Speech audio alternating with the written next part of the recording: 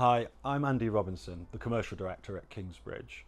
With polling day less than a week away, I just wanted to spend a little bit of time talking to you about the different political parties' stances on IR35 and what we have seen and heard in their manifestos.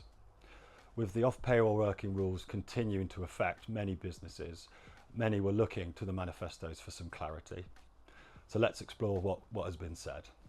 Let's start with the Conservatives.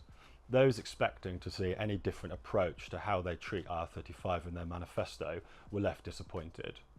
I'm not sure if anybody's too surprised at that. All you need to look is at their track record in the last few years around implementation of the off-payroll working rules into the public sector in 2017, and it was actually Rishi Sunak himself as Chancellor who brought the same rules into the private sector in 2021. Therefore, all we can assume is that a Conservative government would continue with the same approach that they've had with IR35. Reform UK, in their manifesto, or I'll Contract With You, makes some pretty bold claims around IR35. They specifically say they would look to abolish the IR35 rules.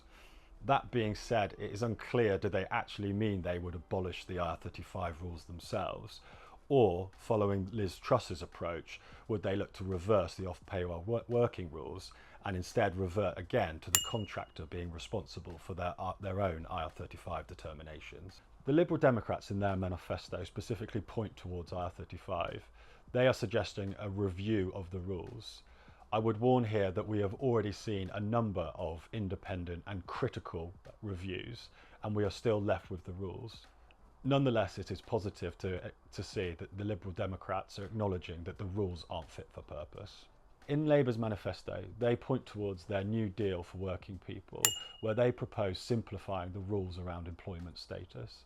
They point towards the Taylor Review and even suggest that today businesses require an encyclopedic knowledge of IR35 case law to determine which category workers sit in today. However, it does not mention IR35 specifically or propose any real detailed solutions. Instead, talks around consultations in their first 100 days of government. I guess we'll have to wait and see on that one.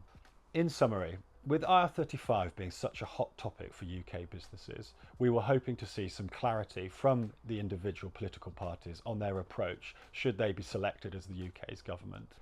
Instead, we were left with a variety of responses, from no mention of the rules themselves all the way through to the complete abolition of the rules. The common thread, however, is that all political parties have provided very little detail around any solutions regarding IR35 going forward.